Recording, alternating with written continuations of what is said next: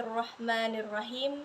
Assalamualaikum warahmatullahi wabarakatuh. Innal hamdalillah nahmaduhu wa nasta'inuhu wa nastaghfiruh. Wa na'udzu billahi min syururi anfusina wa min sayyiati a'malina. May yahdihillahu fala mudhillalah wa may yudlilhu fala hadiyalah. Asyhadu an la ilaha illallah wa asyhadu anna Muhammadan abduhu wa rasuluh la nabiyya ba'dah. Amma ba'du. Baik, perkenalkan nama saya Aulia Aprinasari dengan NIM 22140-249. Di sini saya akan memaparkan hadis tarbawi materi yang ke-9, yaitu tentang bakti terbaik. Adapun bunyi dari hadis ini yaitu Hadisu Abi Hurairah radhiyallahu anhu qala Ja'a rajulun ila Rasulillahi sallallahu alaihi wasallam faqala man ahaqqun nasi bihusni sahabati qala ummuka qala summa man qala summa ummuka qala summa man qala summa ummuka qala summa man qala summa abuka. Rawahul Bukhari wa Muslim wa Ibnu Majah wa Ahmad. Adapun arti dari hadis ini yaitu hadis yang berasal dari Abu Hurairah, semoga Allah meridhoi. Dia berkata, telah datang seorang laki-laki kepada Rasulullah sallallahu alaihi wasallam. Maka dia berkata dan bertanya, siapakah yang lebih berhak dari manusia dengan baik aku bergaul dengannya? Rasulullah Shallallahu Alaihi Wasallam berkata, ibumu. Dia bertanya lagi, kemudian setelah itu siapa? Nabi menjawab, ibumu. Dan dia bertanya lagi, kemudian siapa?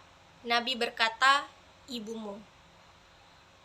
Dan ia bertanya lagi, kemudian siapa? Barulah Nabi menjawab, kemudian ayahmu.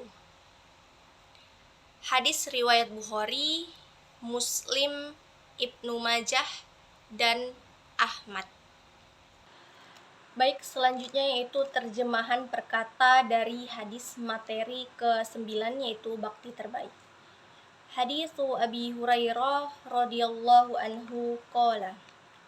Hadis yang berasal dari Abu Hurairah, semoga Allah meridhoi, dan dia berkata, Ja'a artinya telah datang.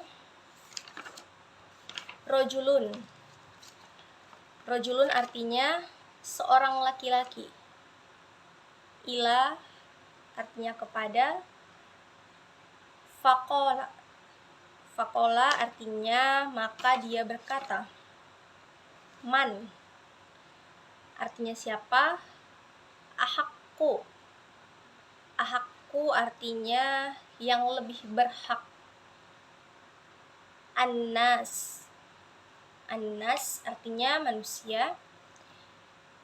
Bihusni artinya dengan baik. Sahabati artinya pergaulan atau persahabatan. Qala. Qala artinya dia berkata. Ummuka, ibumu. Summa artinya kemudian. Abuka, ayahmu atau bapakmu. Oke, selanjutnya yaitu penjelasan hadis ataupun kandungan hadis ini. Dalam hadis ini dijelaskan tentang bagaimana seorang anak berbuat baik kepada kedua orang tuanya. Siapakah manusia yang lebih berhak aku berbuat baik dengan sebaik-baiknya? Dan di dalam hadis ini Rasulullah menjawab pertanyaan seorang laki-laki itu, bahwa orang yang berhak kamu berbuat baik dengan sebaik-baiknya kepadanya adalah orang tuamu. Di sini Nabi menyebutkan ibumu. Kemudian orang tersebut bertanya lagi, kemudian siapa ya Rasulullah? Rasulullah menjawab, kemudian ibumu. Sampai 3 kali pertanyaan itu berulang-ulang. Kemudian barulah Nabi Muhammad SAW menjawab, ayahmu.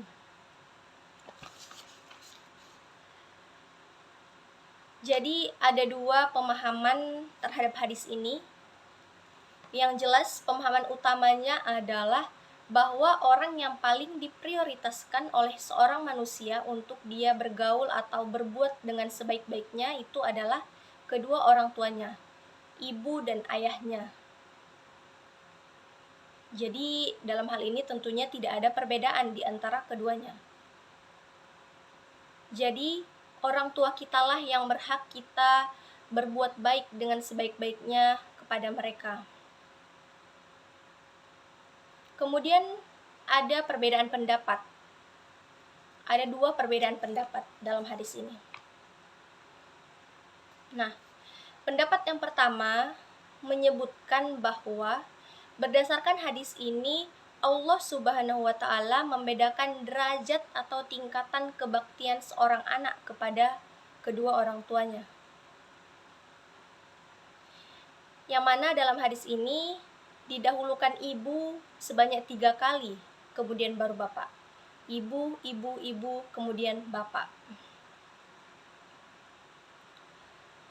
Pemahaman yang seperti ini tuh sudah umum kita temukan dan sering kita dapatkan pada hadis-hadis yang lain juga, yang mana seorang ibu itu lebih tinggi 3 kali, lebih tinggi derajatnya dibanding bapak. Itu pendapat yang pertama. Kemudian pendapat yang kedua menyebutkan bahwa dan pendapat ini tuh agak jarang terdengar. Pendapat ini menyebutkan bahwa hadis ini tidaklah menyebutkan sebenarnya seorang anak mesti memprioritaskan orang tuanya, yaitu ibunya terlebih dahulu dibanding bapaknya. Jadi pendapat kedua ini tuh tidak harus menyebutkan ibunya itu lebih tinggi dibanding bapaknya. Karena keduanya itu merupakan sama-sama orang tua, sama-sama yang harus kita berbakti kepadanya, sama-sama berjasa, cuma saja jasanya itu berbeda satu sama lain. Yang tidak bisa dikatakan yang salah satu ini lebih berjasa daripada yang salah satunya lagi, sehingga dia harus didulukan.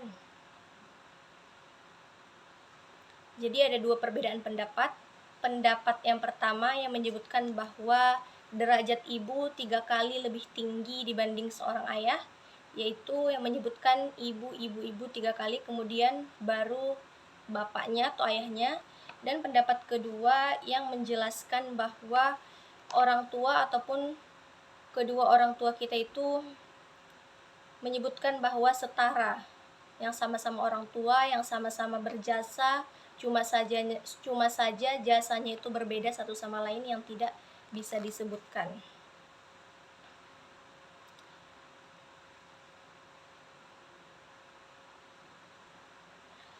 Contohnya saja misalnya pada Quran surah Al-Luqman yang sering sekali dijadikan landasan untuk pendapat yang pertama. Pendapat yang pertama berarti yang menyebutkan ibu 3 kali lebih tinggi derajatnya, yaitu wawassoinal insana bil walidain. Artinya, kami mewasiatkan kepada manusia untuk berbuat baik kepada kedua orang tuanya. Setelah ayat itu disebutkan baru ibumu. Ibumu telah mengandungmu dan dalam keadaan lemah dan menyusuimu selama 2 tahun. Jadi orang yang berpendapat di kelompok pertama ini menjadikan sebutan sebagai dasar untuk membenarkan dari pendapat yang pertama. Jadi pendapat yang pertama itu didasarkan pada Quran surah Al-Luqman ayat 4, dan ini tuh sudah menjadi dasar untuk pendapat yang pertama. Jadi orang-orang yang berpendapat di kelompok yang pertama tadi menjadikan sebutan sebagai dasar untuk membenarkan apa yang disebut dalam hadis ini, yang menyebutkan ibu sebanyak 3 kali, kemudian baru bapak. Yang disebutkan khusus pada Quran surah Al-Luqman ayat 14, bahwa seorang ibu tersebut memiliki jasa khusus seperti hamil, melahirkan, menyusui, dan sebagainya. Sementara untuk pendapat yang kedua, berpendapat bahwa orang tua itu adalah sederajat. Orang tua kita itu memiliki kedudukan yang sama ataupun setara. Setelah ayat Quran surah Al-Luqman tadi yang menjelaskan bahwa orang tua itu setara. Di sini langsung memerintahkan, karena itu bersyukurlah kepadaku, kemudian kepada kedua orang tuamu. Jadi ibu disebutkan untuk sebagai contoh bahwa betapa besarnya jasa dari kedua orang tua. Jadi inti dari penjelasan hadis ini adalah sebaik-baik akhlak adalah yaitu yang berbuat baik kepada kedua orang tuanya. Sebaik-baik akhlak adalah yang berbuat baik kepada kedua orang tuanya. Jadi di sini kita harus berbuat baik sebaik-baiknya kepada kedua orang tua kita. Nah, selanjutnya itu kaitan hadis ini dengan pendidikan. Jadi, kaitan hadis ini dengan pendidikan yaitu ada 2. Yang pertama, ada materi pendidikan, dan yang kedua, ada metode pengajaran. Kita membahas tentang yang pertama dulu, yaitu materi pendidikan. Jadi, hadis ini menjelaskan tentang akhlak, materi pendidikan akhlak, yang mana akhlak seorang anak kepada kedua orang tuanya. Sangat jelas sekali di dalam hadis ini akhlak seorang anak kepada kedua orang tuanya, yang harus memperlihatkan akhlak terbaiknya kepada kedua orang tuanya. Jadi kita di sini dianjurkan untuk memperlihatkan atau berbuat akhlak terbaik kita pertunjukkan kepada kedua orang tua. Dan timbul pertanyaan, mengapa ibu disebutkan 3 kali dalam hadis ini? Kalau menurut pendapat para ulama, karena ibulah yang paling mulia. Ibulah yang paling mulia. Dan bergaullah dengan sebaik-baiknya dengan kedua orang tua kita. Selanjutnya itu ada metode pengajaran. Apa yang dimaksud dengan metode pengajaran? Apa yang dijelaskan dengan metode pengajaran dalam hadis ini? Yaitu di mana di dalam hadis ini tuh dicontohkan dengan metode tanya jawab. Tanya jawab. Contohnya, siapa yang pantas kamu bergaul dengan sebaik-baiknya? Kemudian Nabi menjawab, ibumu. tiga kali pertanyaan itu diulang-ulang, ibumu, ibumu, ibumu, kemudian ayahmu. Di sini diajarkan tentang metode pengajaran.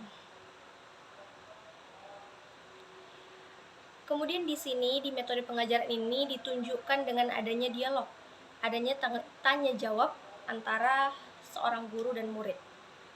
Jadi itulah keterkaitan hadis ini dengan pendidikan, yaitu yang pertama ada materi pendidikan, yaitu pendidikan akhlak, yang mana kita harus memberikan akhlak terbaik kita harus memperlihatkan akhlak terbaik kita kepada kedua orang tua kita. Dan yang kedua yaitu ada metode pengajaran, yang mana di dalam hadis ini dijelaskan ataupun dipaparkan tanya jawab atau berdialog antara seorang guru dan seorang murid. Baik, mungkin hanya itu hadis ataupun penjelasan yang dapat saya sampaikan. Kurang dan lebihnya mungkin saya mohon maaf. Wabillahi taufiq wal hidayah. Wassalamualaikum warahmatullahi wabarakatuh.